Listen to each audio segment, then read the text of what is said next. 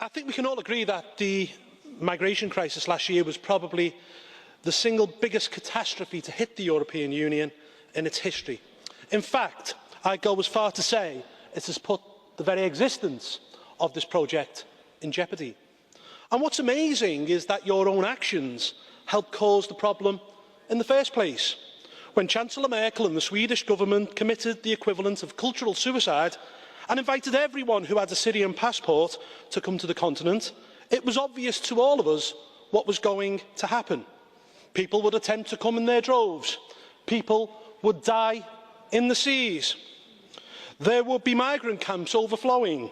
Member State would be pitted against Member State.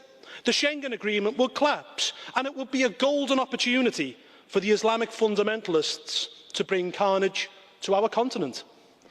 It was also obvious that there would need to be U-turns, as we have seen performed in the past couple of months by both the German and the Swedish governments. Now we are facing an even bigger crisis. The numbers coming this year to Europe will no doubt dwarf that of last year.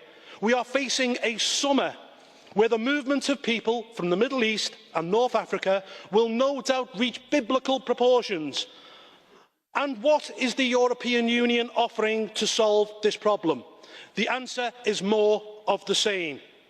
More concessions, more EU, more money, more misery, not only for the migrants, but for many of its own citizens. We have to put a stop to this madness, ladies and gentlemen, and the answer is not making the same mistakes over and over again. It's restoring proper border controls, just as the Australians have done for the past 5 years. However, for the UK to achieve this goal, we must vote to leave this organisation in the up and coming referendum. Thank you. Monsieur Nuttall, do you accept a blue from Mr. Donano? Monsieur Donano. Micro. Micro. Microphone, please. Do you think that immigrants were waiting for Angela Merkel's authorization before setting off in pursuit of a different life away from terror and the threats to their life? Mr. Nuttall?